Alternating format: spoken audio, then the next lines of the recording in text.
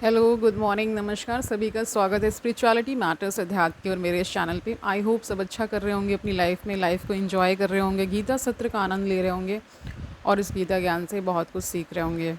तो हमने 14वां अध्याय शुरू किया था जिसका शीर्षक प्रकृति के 3 गुण हैं। अभी तक इसमें 15 श्लोक हो चुके हैं। आज 2 और श्लोक ले रहे हैं, 16 और 17। आज देखते हैं भगवान हमें क्या ज्ञान दे रहे हैं। शुरू करें आज का सेशन। Let's get started. तो 16वां श्लोक देखिए, कर्मणा सुकृतस्य आहु। आहु का अर्थ होता है, आहुआ का अर्थ होता है कहा गया ना। सात्विकम निर्मलम फलम रजसा तु फलम दुखम अज्ञानम तमसा फलम।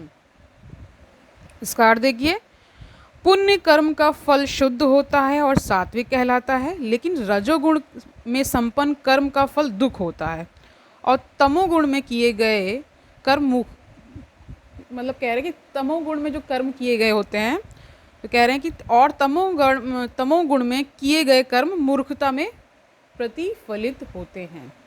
इसका तात्पर्य देखिए, सतोगुण में किए गए पुण्य कर्मों का फल शुद्ध होता है, अतएव वे मुनिगण जो समस्त मोह से मुक्त हैं सुखी रहते हैं।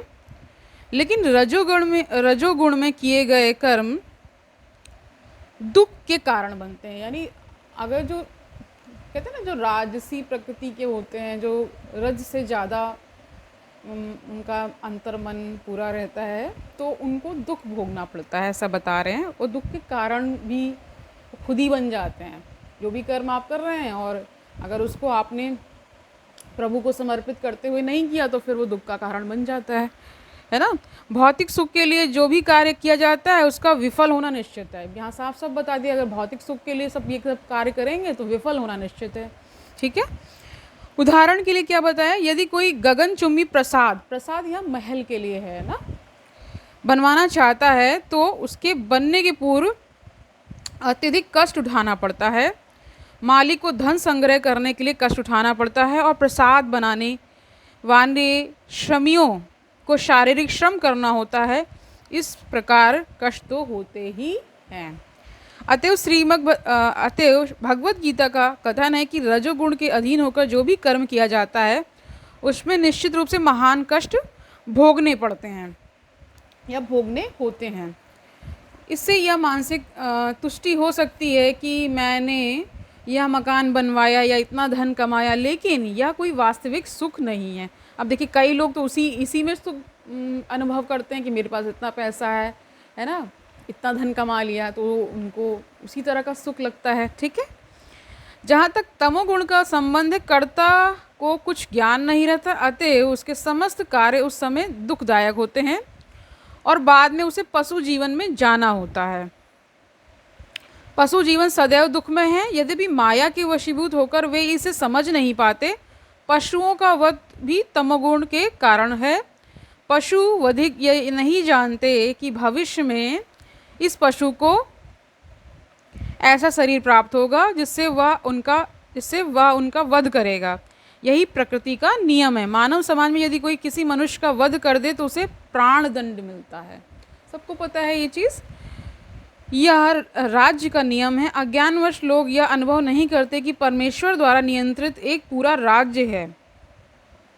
प्रत्येक जीवित प्राणी परमेश्वर की संतान है और उन्हें एक चींटी तक का मारा जाना सहन नहीं है। यानी बता रहे हैं यहाँ पे, इस जो आपको भौतिक युग में इस पूरे संसार में जो दिख रहा है, इसके अलावा भी एक संसार है जहाँ एक एक कर्मों की नोटिंग हो रही है। समझ पा रहे हैं आप? नोटिंग क्यों हो रही है कि उसी के अनुसार फिर आपको उसका कर्मदंड मिलेगा। अगर आप, क्योंकि हर एक जो जीव है वो भगवान कह रहे हैं कि मेरी संतानें हैं। अगर एक जीव को भी आप नष्ट करते हैं, उनका वध करते हैं, तो फिर आपका उसी प्रकार परिणाम आपको मिलने वाला है। ठीक है। इसीलिए कहते हैं ना कि जब स्वयं की आत्महत्या भी करते हैं वो भी गुनाह माना गया है। क्यों माना गया है? क्योंकि ये शरीर और ये जो जीवन है ये आपने नहीं बनाया है, ये प्रभु की देन है। तो उसे उन्हीं के नियम अनुसार, यानी कि जो एक पूरी नेचुरल डेथ होती है उस तक रखना चाहिए। नहीं कि कुछ भी थोड़ा सा हुआ और चले हैं आत्महत्या करने, तो ये सब गलत है। ठीक है। यहाँ पे साफ साफ कह दिया गया है। ओके। यही बता रहे प्रत्येक जीवित प्राणी परमेश्वर की संतान है और उन्हें एक चींटी तक का मारा जाना सह्य नहीं है।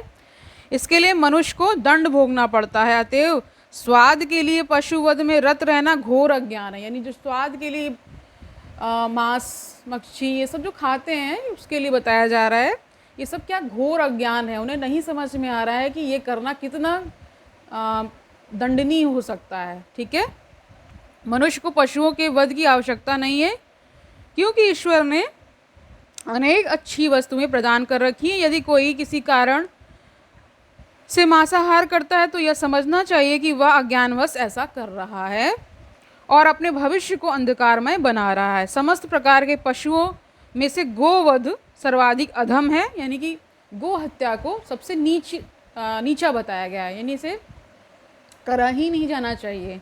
ठीक है, क्योंकि गाय हमें दूध देकर सभी प्रकार का सुख प्रदान करती है। गोवध एक प्रकार से सबसे अधम कर्म है, सबसे नीच कर्म है जिसे बताया जा रहा है। वैदिक साहित्य में यानी ऋग्वेद में क्या कहा गया देखिए, गोभी प्रीणीत मत्सरम सूचित करता है कि जो व्यक्ति दूध पीकर गाय को मारना चाहता है वह सबसे बड़े अज्ञान में रहता है। वैदिक ग्रंथों में और ब्रैकेट में क्या दिया है, विष्णु पुराण में एक प्रार्थना भी है जो इस प्रकार है। देखिए क्या प्रार्थना है, नमो ब्रह्मण्य देवाय गो ब्राह्मण हिताय च जगदीताय कृष्णाय गोविंदाय नमो नमः। ठीक है, तो क्या कहा, हे प्रभु आप गायों तथा ब्राह्मणों के हितैषी हैं और आप समस्त मानव समाज तथा विश्व के हितैषी हैं। तात्पर्य यह है कि इस प्रार्थना में गायों तथा ब्राह्मणों की रक्षा का विशेष उल्लेख है। जगदी हिताय का मतलब कि जगत का हित ना, समझ पा रहे हैं। कृष्णाय गोविंदाय नमो नमः कहा गया। ठीक है, पहली लाइन क्या थी, नमो ब्रह्मण्य देवाय गो ब्राह्मण हिताय च ना, समझ पा रहे होंगे इसका। ऐसे भी अर्थ आप समझने की कोशिश करें, वहाँ से भी निकल आता है। जब आपको अच्छी आपकी संस्कृत हो जाएगी तो आप समझ पाएंगे। तात्पर्य यह है कि इस प्रार्थना में गायों तथा ब्राह्मणों की रक्षा का विशेष उल्लेख किया गया है। ब्राह्मण आध्यात्मिक शिक्षा के प्रतीक हैं और गायें महत्वपूर्ण भोजन की। अतएव इन दोनों जीवों यानी ब्राह्मणों तथा गायों को पूरी सुरक्षा प्रदान की जानी चाहिए। यही सभ्यता की वास्तविक प्रगति है। अभी आजकल आप देख रहे होंगे जो जगत गुरु अभी मुक्तेश्वरानंद जी हैं, महाराज जी हैं, धरने पर बैठने जा रहे थे ना। किस लिए, क्योंकि वो चाहते हैं कि गो हत्या एकदम से बंद कर दी जाए। उसकी मतलब क्योंकि उनकी गौशाला वगैरह चलती हैं और वो ये मानते हैं कि हम जिस सनातन धर्म से आते हैं वहाँ पे गो हत्या को जघन्य अपराध माना गया है। और वैसे भी किसी भी पशु की क्यों हत्या होनी चाहिए, सिर्फ हमारे स्वाद के लिए, ये तो कतई बर्दाश्त के काबिल नहीं है। और समझना चाहिए हर एक इंसान को कि हर एक जीव को जीने का अपना अधिकार है। आप क्योंकि उस पिरामिड में सबसे ऊपर है, मनुष्य योनि को पा गए हैं, तो आप दूसरे जीव जंतुओं को मारने का अधिकार थोड़ी ना है आपको। वो तो सब सिर्फ ईश्वर का विधान के अनुसार ही उनका जो भी है अंत जो भी है होना चाहिए, लेकिन आप ये अपने स्वाद के लिए नहीं करना चाहिए, ये स्पेशली कहा गया है। तो मैं तो इसको एक तरह से मैं तो इसको सपोर्ट ही करती हूँ, क्योंकि जीव हत्या तो होनी ही नहीं चाहिए, कोई भी जीव हो। और उसमें भी सर्वोपरि गाय को बताया गया है जीवों में, क्योंकि हम उससे बहुत सारी चीज़ें वैसे भी खाते पीते हैं, तो क्यों हम उसके मांस का भक्षण करें। ठीक है, आगे देखिए क्या बता रहे हैं। आधुनिक मानव समाज में आध्यात्मिक ज्ञान की उपेक्षा की जाती है और गोवध को प्रोत्साहित किया जाता है। इससे यही ज्ञात होता है कि मानव समाज विपरीत दिशा में जा रहा है और अपनी भत्सना का पथ प्रशस्त कर रहा है। जो सभ्यता अपने नागरिकों को अगले जन्मों में पशु बनने के लिए मार्गदर्शन करती हो वह निश्चित रूप से मानव सभ्यता नहीं है। निसंदेह आधुनिक मानव सभ्यता रजोगुण तथा तमोगुण के कारण कुमार्ग पर जा रही है। यह अत्यंत घातक युग है और समस्त राष्ट्रों को चाहिए कि मानवता को महानतम संकट से बचाने के लिए कृष्ण भावना अमृत की सरलतम विधि प्रदान करे। अब 17वां श्लोक देखिए। सत्वा संजायते ज्ञानम रजसा लोभः एव च प्रमाद मोह तमसा भवता अज्ञानम एव च। इसका अर्थ देखिए, सतोगुणी यानी सतोगुण से वास्तविक ज्ञान उत्पन्न होता है, रजोगुण से लोभ उत्पन्न होता है और तमोगुण से अज्ञान, प्रमाद और मोह उत्पन्न होते हैं। इसका तात्पर्य देखिए, क्योंकि वर्तमान सभ्यता जीवों के लिए अत्यधिक अनुकूल नहीं है, कह रहे हैं अधिक अनुकूल नहीं है, अतः उनके लिए कृष्ण भावनामृत की संस्तुति की जाती है। कृष्ण भावनामृत के माध्यम से समाज में सत्वगुण विकसित होगा। अब यहाँ पे साफ साफ कह दिया है कि अगर आप कृष्ण भावनामृत में रहते तो ऐसी इच्छा ही नहीं उत्पन्न होगी कि हम किसी का मांस का भक्षण करें ना, या किसी जीव को सताएं, उसे मारें, ये सब नहीं होगा अगर कृष्ण भावनामृत में आप रत रहना शुरू कर देंगे तो। ठीक है, इसी से क्या होगा, सत्वगुण का भी विकास होगा। सत्वगुण विकसित हो जाने पर लोग वस्तुओं को असली रूप में देख सकेंगे। तमोगुण में रहने वाले पशु तुल्य होते हैं और वे वस्तुओं का स्पष्ट रूप में देख नहीं पाते। उदाहरण के लिए तमोगुण में रहने के कारण लोग यह नहीं देख पाते कि जिस पशु का वे वध कर रहे हैं उसी के द्वारा वे अगले जन्म में मारे जाएंगे। अभी देखिए प्रेमानंद महाराज जी बहुत सुंदर उदाहरण देते हैं। क्या देते हैं, जैसे उन्होंने कई बार इसका उल्लेख किया है कि गाड़ी जा रही है, आप कार में जा रहे हैं, जो आग लग जाती है, और उसमें सबसे पहले बताते हैं कि जो डोर ओपन करने का विधान होता है उसी पे सबसे पहले अंकुश लग जाता है, और जैसे आप यहाँ पे जिस भी पशु का भक्षण करते हैं, जिस प्रकार उसको आप जलाते हैं और इस तरह करते हैं, वैसे आप भी जलते हैं। तो सीधा यहाँ पे एक तरह से नेक्सस दिख जाता है, लिंक दिख जाता है कि अगर आप ऐसा कर्म करेंगे तो आपके साथ भी वही होने वाला है। ठीक है, इसलिए मैं प्रत्येक अध्याय जो भी मैं पढ़ा रही हूँ, जो भी सेशंस यहाँ पे हो रहे हैं, हर एक सेशन में मैं बोलती हूँ कि अपने कर्म की चेकिंग करते रहिए। एक एक कर्म को करने से पहले सोचिए कि क्या ये कर्म जगत के हित के लिए है, सर्व कल्याणकारी है कि नहीं है। अगर नहीं है तो रुक जाइए, ठीक है, फिर से विचार करिए। आगे देखिए यहाँ क्या बताया जा रहा है। वास्तविक ज्ञान की शिक्षा न मिलने के कारण वे अनुत्तरदायी बन जाते हैं।